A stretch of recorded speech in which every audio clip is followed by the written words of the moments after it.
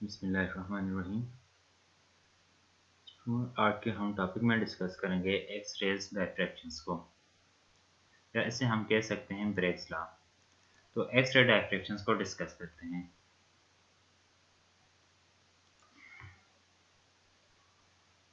Consider करते हैं कि कोई भी हमारे पास वन डायमेंशनल रो है और उस वन डायमेंशनल रो में नंबर ऑफ सिमिलर एटम्स लाई कर रहे हैं जिनका स्पेस लेटिस ए है। वन डायमेंशनल रो है जिसमें नंबर ऑफ एटम्स लाई कर रहे हैं और उनमें स्पेस लेटिस ए आ रहा है। और कोई भी एक्स रेज वेव जो है इस रोज के ऊपर हम फॉल करवा रहे हैं और जिसकी वेवलेंथ लैम्डा है। अब यहाँ पर wave crests are parallel to the rows कि वेव जो होगी इसके क्रस्ट होंगे पैरेलल टू द रोज हमारे पास होंगे।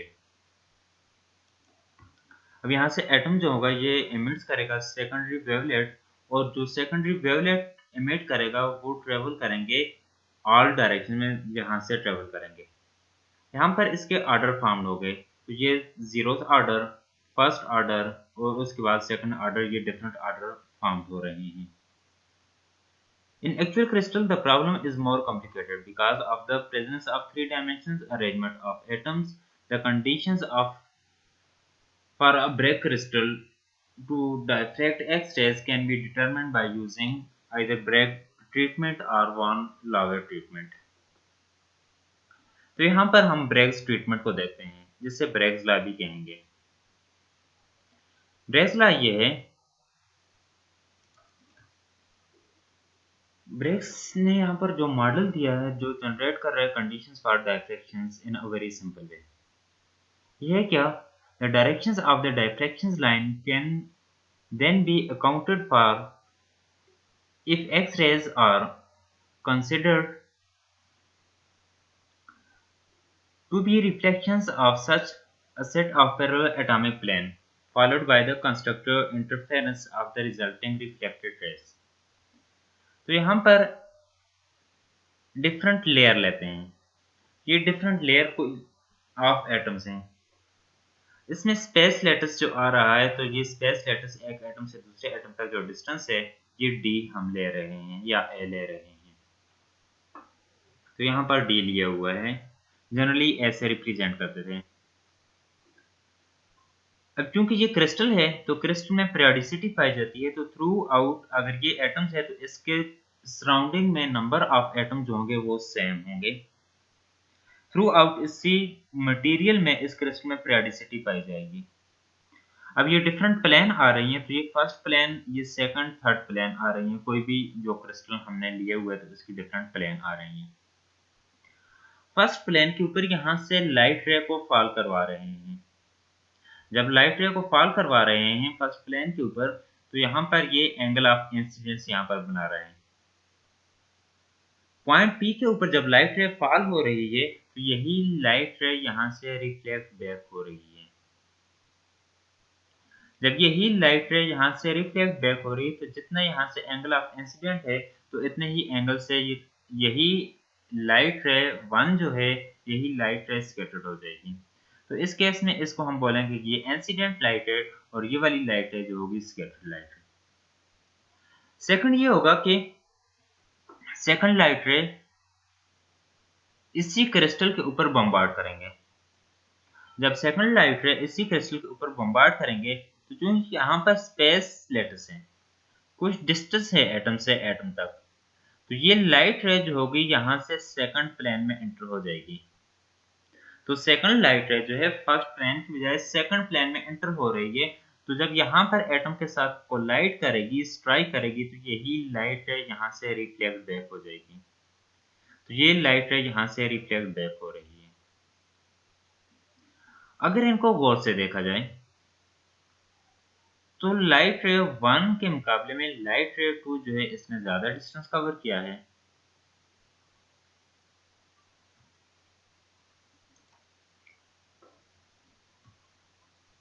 अब हमने इस पाथ डिफरेंस को कैलकुलेट करना है कि पाथ डिफरेंस को कैसे कैलकुलेट करेंगे। तो पाथ डिफरेंस को कैलकुलेट करने के लिए फर्स्ट जो लाइट रे थी या फर्स्ट लाइट रे जिस पॉइंट के ऊपर स्ट्राइक किया है उस पॉइंट से सेकंड लाइट रे के ऊपर एक परपेंडिकुलर ड्रॉप करेंगे। तो यहाँ से सेकंड लाइट रे के ऊपर एक परपेंडिकुलर ड्रॉप करेंगे और ये जो परपेंडिकुलर ड्रॉ किया है ये पी एल परपेंडिकुलर होगा जो कि second light ray incident light रे जो है इसके ऊपर यहाँ से बम्बार्ड करवाया।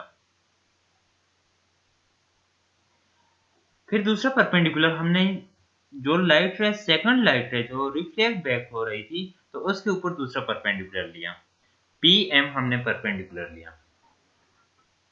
अब यहाँ पर जो एक लेयर से दूसरे लेयर तक जो डिस्टेंस है वो डी लिया हुआ है। तो ये डिस्टेंस जो हमारे पास आ रहा है ये डिस्टेंस डी लिया हुआ है जिसे स्पेस स्टेटस। अगर ये डी है तो इस एटम से दूसरे एटम तक जो डिस्टेंस होगा ये भी डी होगा।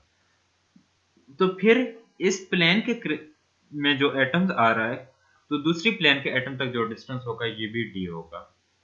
ये वाली साइड थीटा बन रही है और ये वाली साइड भी थीटा बन रही है। तो इसको कंपोनेंट में रिजॉल्व करेंगे तो दो कंपोनेंट हमारे पास आएंगे, एक ये वाला कंपोनेंट आएगा और दूसरा ये वाला कंपोनेंट। ये जो वर्टिकल कंपोनेंट यहाँ पर बनेगा और ये हॉरिजॉन्टल कंपोनेंट बनेगा।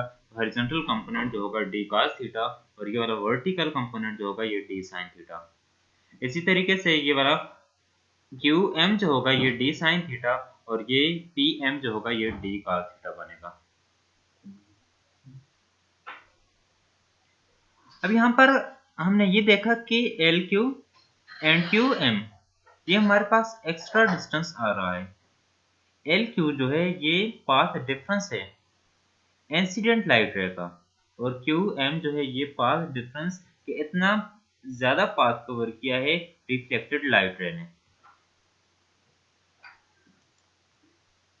तो टोटल पाथ डिफरेंस जो होगा L Q plus Q M, ये टोटल पाथ डिफरेंस हमारे पास आ जाएगा।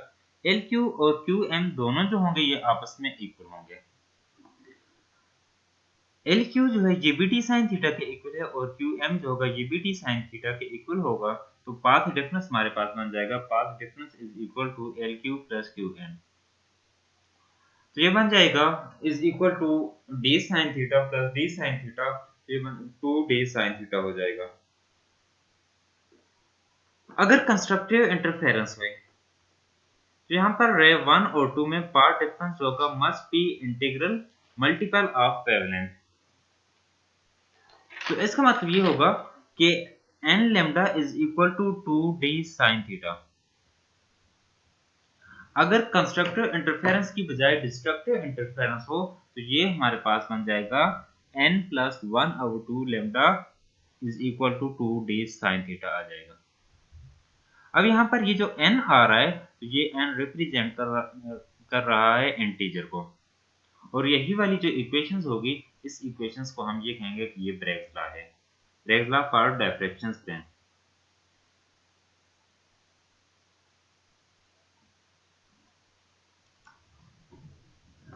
अगर n जो है इंटीजर जो है इसको हम जीरो लें, ये जब जीरो लेंगे तो ये रिप्रेजेंट कर रहा है जीरो ऑर्डर रिफ्लेक्शंस को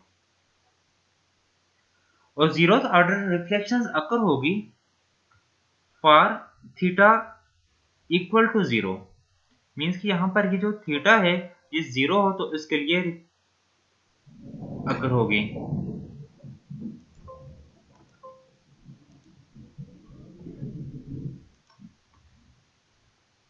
अगर यहाँ से एंगल जो हो एंगल ऑफ इंसिडेंट ये जीरो हो तो इस केस में n is equal to zero आएगा जो जिसको हम एक्सपेरिमेंटली मेजर नहीं कर सकते। और हायर वैल्यू जितनी इसकी थीटा की वैल्यू ज्यादा होगी तो इतनी डायफ्रैक्शन लाइन अपीयर होगी, डायफ्रैक्शन उतना ही ज्यादा होगा for larger value of theta. और the diffraction line appearing for n is equal to 1 2 and 3 are called first. अगर n इज इक्वल टू 1 हो first order, n is equal to 2 हो second order और n is equal to 3 हो तो ये third order diffraction line होंगी।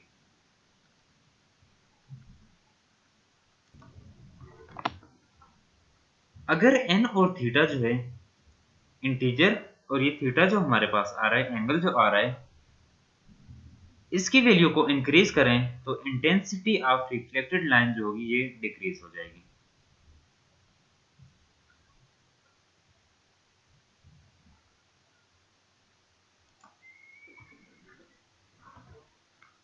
Bragg's law ये है,